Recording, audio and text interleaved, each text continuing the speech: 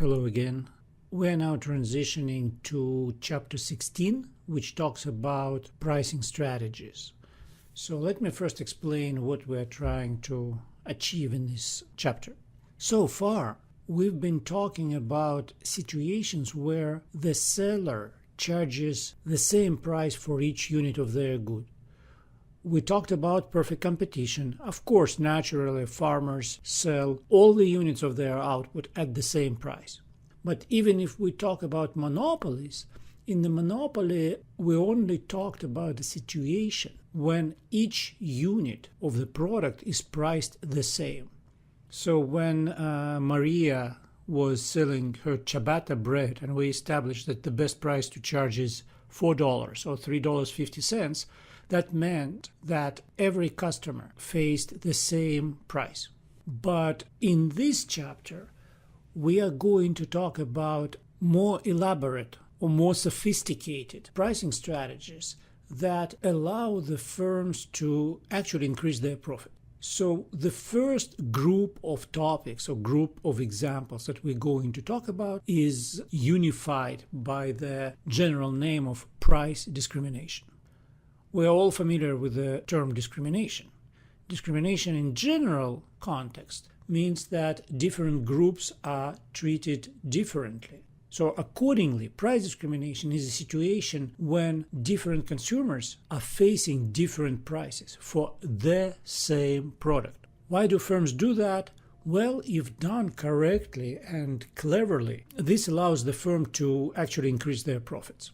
And I want to present this idea of increasing profits in the context of those welfare measures that we're already familiar with, or economic surplus.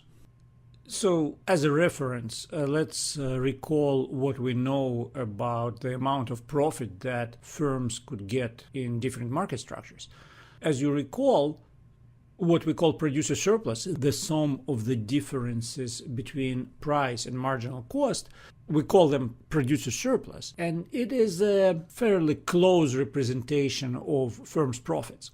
So in perfect competition, as you may recall, the producer surplus or profits of all the firms are represented by this gray triangle below price and above the marginal costs.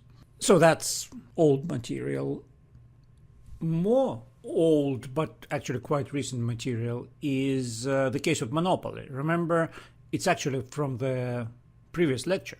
When the monopolist makes the decision in the same market with the same marginal cost and demand, the monopolist makes decisions differently, and in most cases, the monopolist is likely to extract a larger profit. So this gray shape represents the producer surplus of a monopolist, but for simplicity, we can pretend it's a profit of a monopolist.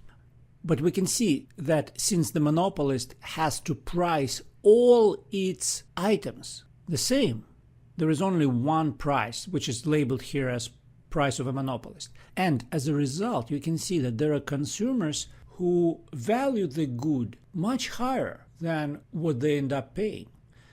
That means this triangle right above the gray shape is the consumer surplus that consumers take away from the market. And the triangle to the right of the gray shape is, as you recall, deadweight loss, which is also an opportunity to make someone better off, which were not realized because of the way the monopolist makes their decisions and because of the fact that the price has to be the same for everyone. So the ideal scenario for the firm would be to grab this entire economic surplus that could be created in this market and turn it into their own profit. So our first example of price discrimination, which is kind of extreme, may show how a firm may try to achieve this. Such a case is known under the name of perfect price discrimination, or also first-degree price discrimination. So imagine if a seller had the ability to know each customer's valuation, get into a customer's head and read what is there, and then treat each customer separately and charge each customer a price that is very, very close, just slightly below that customer's valuation. Remember the condition that we believe rational consumers are following. If marginal utility is greater than price, it looks like a worthwhile purchase. So that system would work. But of course, in reality, it's very unlikely that retailers would be able to do that. For one, because they deal with a large number of customers. I mean, I guess a greeter at Walmart could say, "Hello, welcome to Walmart. How much are you willing to pay for the laundry detergent today?" Well, first, people would get appalled by such greeting. And second, how do you change the price for each customer? Aside from the fact that that may upset your customers, it is also very difficult to implement.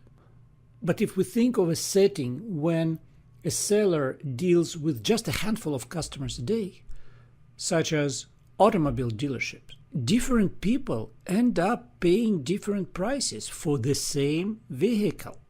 And that is because a salesperson takes time to get to know their customer, understand their preferences, understand their ability to pay, how wealthy they are.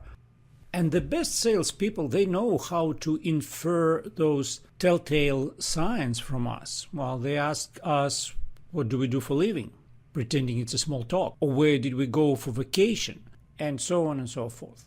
And then I would not be surprised if the best salespeople are able to push the price that we end up paying as high and as close to the maximum price that we can tolerate. So, like I said, this perfect price discrimination is a theoretical concept, but that is something that some sellers are trying to achieve. So if we revisit what perfect price discrimination means for market outcomes, once again, in the case of a monopoly with so-called regular pricing, each unit is priced the same, well, the monopolist gets a fairly large share of overall market welfare of this pennant shape, but consumers get some consumer surplus, the white triangle above the gray shape. And yes, there is a deadweight loss, which is one of the reasons economists are not happy with the monopolist. Then in the case of perfect price discrimination, as I said, each customer receives their own price, and that price gets pushed all the way to their marginal utility. Therefore, when we want to evaluate the producer surplus, remember, the producer surplus is the area below the price and above the marginal cost curve. Well, in this case, there is no uniform price for everyone. Prices are individual. So if we start adding those producer surpluses from each individual transaction, we can see that the entire pennant shape gets shaded gray, which means that the entire market welfare goes to the producer. And of course, this is why it's called perfect price discrimination. So there is no way a producer could do better than this. But also there is one interesting fact about this. Remember how one of the reasons economists dislike monopolies is because monopolies result in market inefficiencies, deadweight loss. But look, in this case, it's still a monopolist, but because they price it individually for each customer, there is no deadweight loss. So at least the inefficiency argument against monopoly is not applicable here. Yes, the monopolist gets the entire market welfare, but none of the market welfare goes to waste.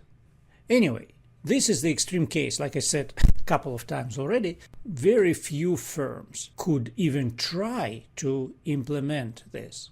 So if a firm is not able to apply first-degree price discrimination, what can they do? Well, if it is difficult to find out each customer's valuation for the product, you can at least recognize the fact that there are different groups in the market that may value the good differently. And this version of price discrimination is the most prevalent, most commonly used, and it is called third-degree price discrimination. Honestly, I have no idea who came up with these first degree, second degree, third degree terms, but we'll just take them and use them. And in case you are wondering what happened to the second degree, we'll talk about it a little bit later. So imagine we have a town with 2,000 college students and 1,000 retirees. That's the entire population of a town. And a new movie just came out. So all students want to see a movie as long as the price doesn't exceed $8. That's their marginal utility. For the time being, we'll pretend that all students are the same, which I admit is unrealistic, but it will help me make the point that I'm trying to make. And then elderly people, they're also all the same between themselves, but their value for the movie is only $5. Maybe because they just don't like this kind of movies, or maybe they're more careful with their money, or maybe they prefer different kinds of entertainment. We can name numerous possible reasons for that. Now the question becomes, if you are the manager of the movie theater, how do you price your movie tickets? Let's think about it. We know the rule according to which consumers buy something only if the price is equal or below their marginal utility. Therefore, looking at the pool of our consumers, there is no point in charging the price higher than $8, right? Because then no one would be interested. If we set the ticket price at $8, students will go, and there are 2,000 of them. So if we want to evaluate the revenue, as you recall, is price times quantity. So $8 per ticket times 2,000 tickets sold would generate $16,000 of revenue. Okay, noted. But what if we want to get more customers on board? In this very extreme distribution of consumers, if we lower the price just a little bit, that won't do us any good, right? We lower the price to $7.50 or $7. We don't gain any new customers, but we just lose the amount of money that we are receiving from students. Therefore, if we really want to get the seniors on board, we need to lower the price all the way to $5. And when the price is $5, seniors are interested, and of course students will also happily go to see the movie at this price. If we evaluate the revenue in this case, once again doing price times quantity, we get $5 ticket price times the total of 3,000 moviegoers. And we get $15,000 of revenue as a result. So in this particular case, it was slightly better to market the product only to the higher paying consumers. But I don't want you to see this as any kind of a general conclusion, because if we change the demographics a little bit or the valuations of each group, the ranking of these two results may be different. So let's not think too hard about this, because this is not the main point of what we are doing. The main point is, what if we set the price of a ticket at $8, but add a clause saying if you are above certain age, you can go to see this movie at a discount. So if the price is $8 for the general public, to which in this example students belong, and $5 is the price for the seniors group, then you get the best of both worlds. You sell 2,000 tickets at $8 each, and then you sell 1,000 more tickets for $5 each. If we do the math, 16,000 plus 5,000 is $21,000. So naturally, this is better than any of the above options. We just made money out of thin air. Why? Because we were able to sell this product, if you will, to different groups at different prices. The product was priced according to how highly each group is valuing it. And that is the whole point of this third-degree price discrimination. Of course, there are some conditions that have to hold in order for this to be successful. So let's talk about those conditions. Well, the first condition is trivial. Of course, in order to be able to set up any kind of prices. The firm needs to have this pricing power, right? Firms in perfect competition have no pricing power. Therefore, we can talk about interesting pricing strategies only when we get away from perfect competition. So that's pretty straightforward and easy to understand. The next condition is there is no point in price discrimination if all your consumers are absolutely identical. If they have the same willingness to pay for the product, then the price should be the same. And you cannot gain anything by trying to set different prices for them. You can only lose money. But in our example with the movie theater, well, there were clearly two groups with different demand characteristics. And in the case of auto dealership mentioned earlier, each customer is a group in itself. So each customer has allegedly a different valuation. So that condition is also satisfied. But in general, of course, we are so different from each other. We have such different tastes. So, of course, this condition is also fairly easily satisfied. But the trick is to be able to tell the groups apart. You may know that out there are people who like thriller movies or who like drama or who like comedy and therefore probably will be willing to pay different prices for that. But the trick is, how can you tell them apart? So sometimes it's fairly straightforward, but sometimes it is a little bit tricky, and we'll talk about that on the next slide. But one thing I want to emphasize here is often people think that, oh, well, you give a discount to the largest group or you give a discount to the smallest group. But the truth is, as you can probably see from the movie theater example, the size of the group is not an issue. All that matters is what kind of people are there in that group. How highly do they value the product? So in the movie theater example, we priced the good differently to two groups based on their willingness to pay, which we happen to know. If we don't happen to know it, we can at least infer it and think that, oh, well, I think that this group will be willing to pay less. Therefore, it should receive a discount.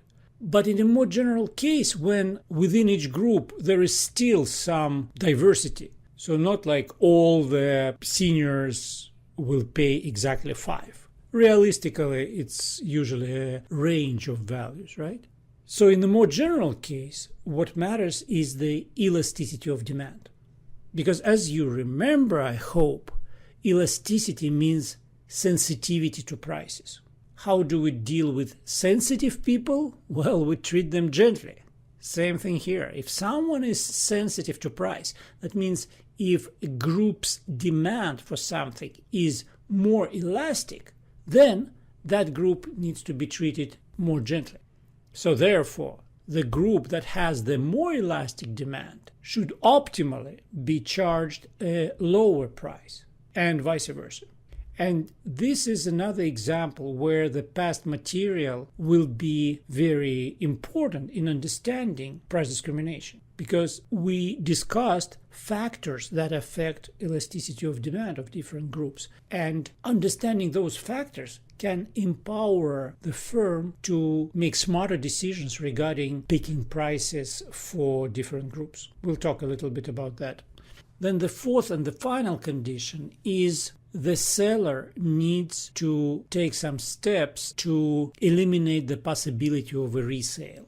Imagine in the movie theater example, some kind-hearted grandma who loves young people because they're so vibrant and so fun, and she remembers the time when she was young, decides to buy a dozen or 100 movie tickets at a discount that she is eligible for, and buy them not just for herself naturally, but for her grandson and for his entire fraternity, or maybe for his entire college. And as a result, this whole scheme falls apart for the seller, because it looks like in the end everyone would be buying the tickets at the discounted price. So that's why some kind of mechanism needs to be used. For example, back in my graduate student days, when I would want to go to Purdue basketball games, I would buy a student discounted ticket for pretty much half the price, but I had to present my student ID at the ticket office and also at the gate, because to some people sometimes I looked suspicious. What if I'm not a student?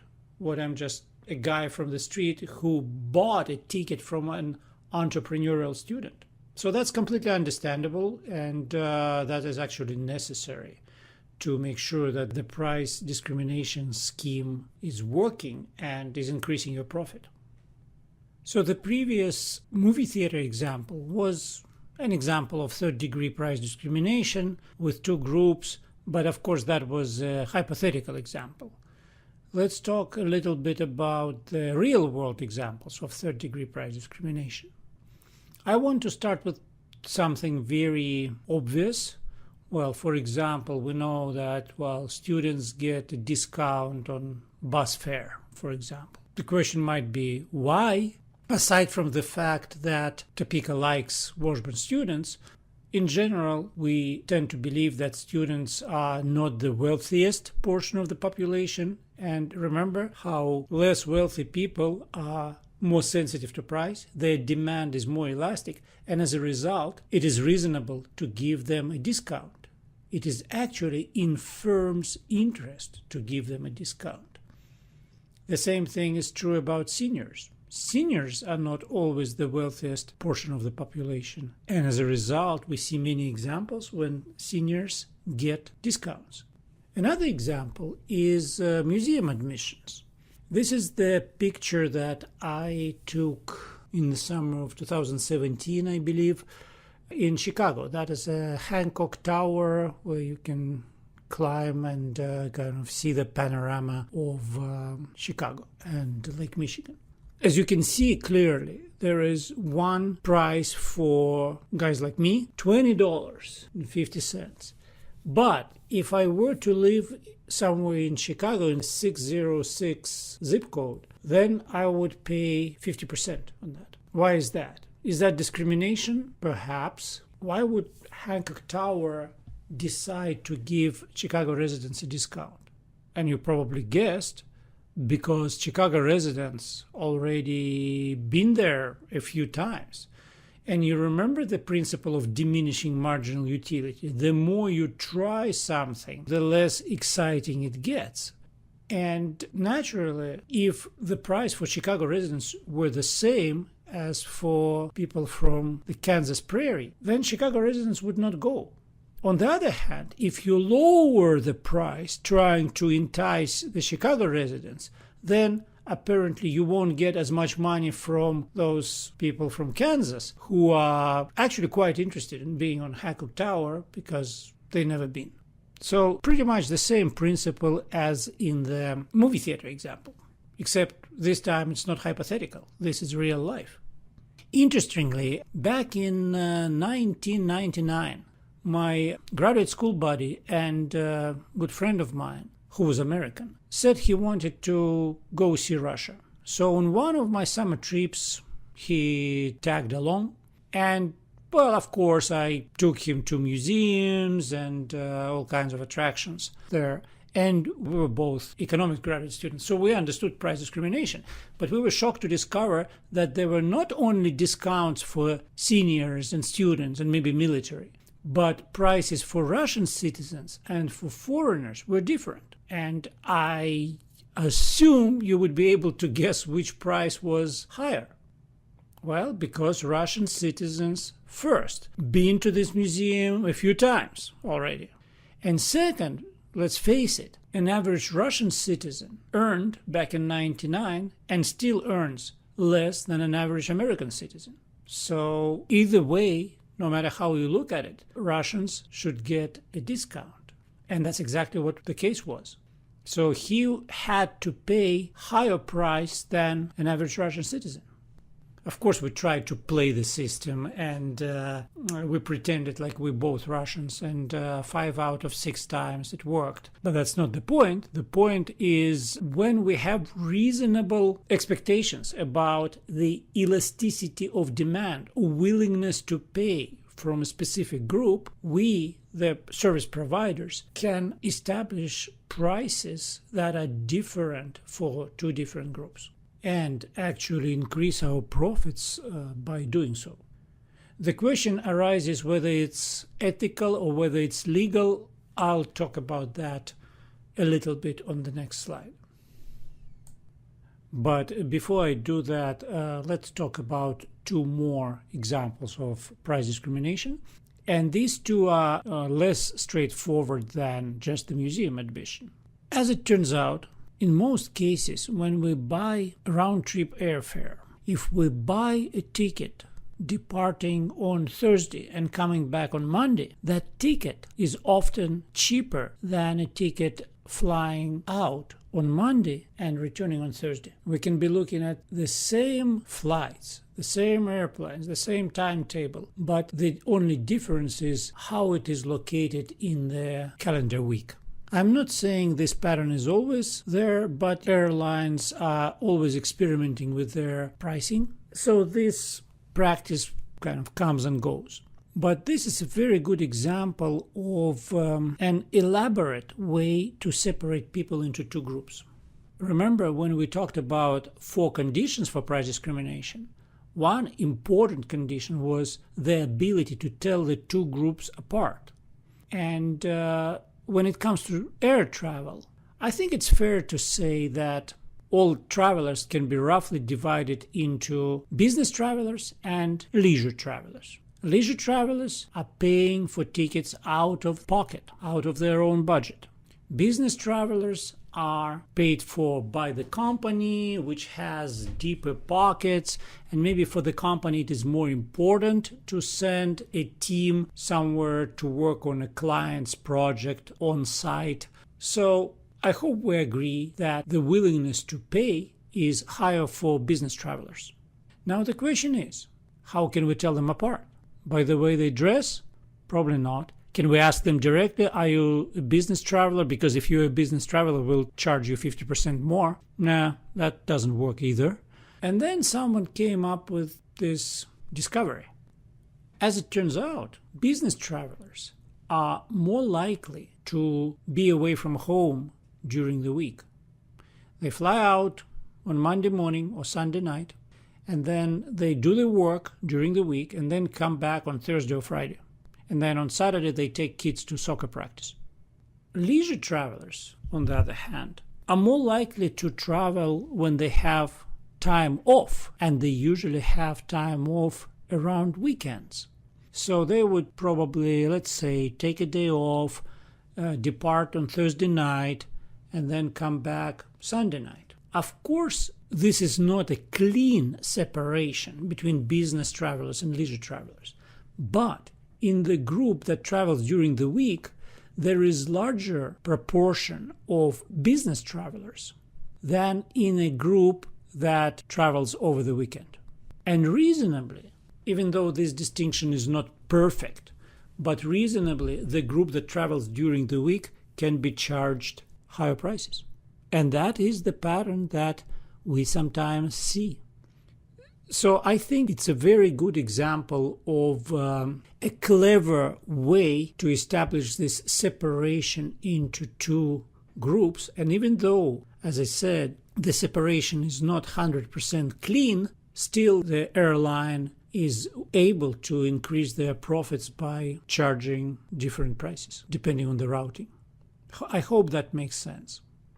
And then the last example is the coupons that we occasionally, all of us, get in the residential mail. So what do we do to those coupons? Well, it depends. Different households do different things to them. Some households who think they're too busy, they just toss them. And some households who tend to be maybe not as wealthy or not as busy or kind of thriftier, they take time to look through those coupons and maybe clip a few coupons and then take them to the store next time they go shopping. And as a result, what we see is two people maybe standing in line next to each other and buying the same pack of ground beef. But one customer is paying less for the same product because they have a coupon. Is that price discrimination? Yes, that's price discrimination, because one of those customers indicated their higher sensitivity to prices or their higher elasticity of demand by taking time and cutting out those coupons. So in my opinion, this is a very bright idea on the retailer's part. They let people do all the work separating themselves from one another by clipping those coupons. The only thing you have to do is to print those coupons. And you may say, yeah, well, but printing also costs something. But I suspect that the reason this practice still exists is because stores do the math and they see that the gains that they get from increasing their profits from price discrimination, they exceed the cost of printing those coupons. So that's another example of a very smart way to implement price discrimination and to solve this problem of how do you tell one customer from another? How do you tell different groups with different sensitivities of demand from each other? And I want to touch on the question that might have crossed your minds earlier, whether such a practice is legal. Well, it turns out that price discrimination was pronounced illegal back in 1914, that's more than 100 years ago, in the so-called Clayton Act that appeared during the time when the government started being concerned about monopolization and unfair competition and firms taking advantage of consumers.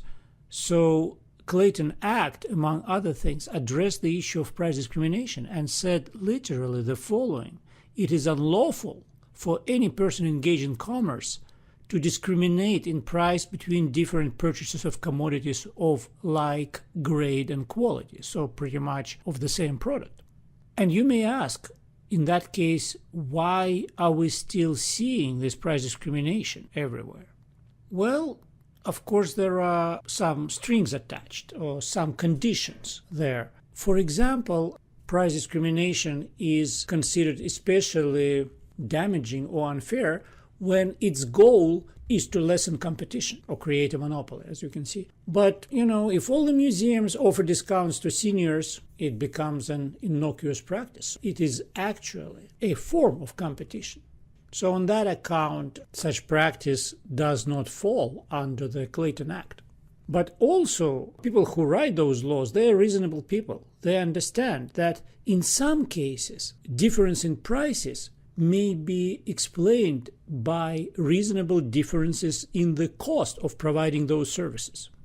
The classical example of a difference in price, which is not, in my opinion, price discrimination, is auto insurance rates. From their past experiences, insurance companies know that it is a fact that young males under 25, they're more prone to accidents than married females at the age of 45.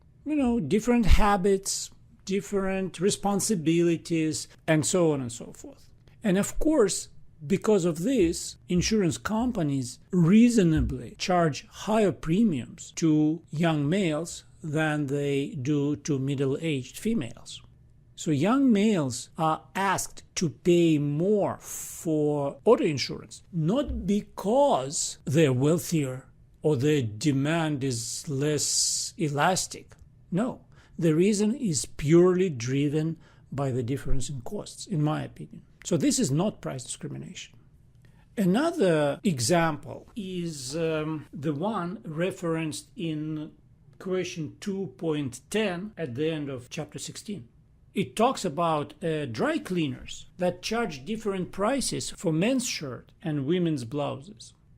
And one woman sued dry cleaners for the fact that the dry cleaners charged her more for her small size blouse than for her husband's shirt.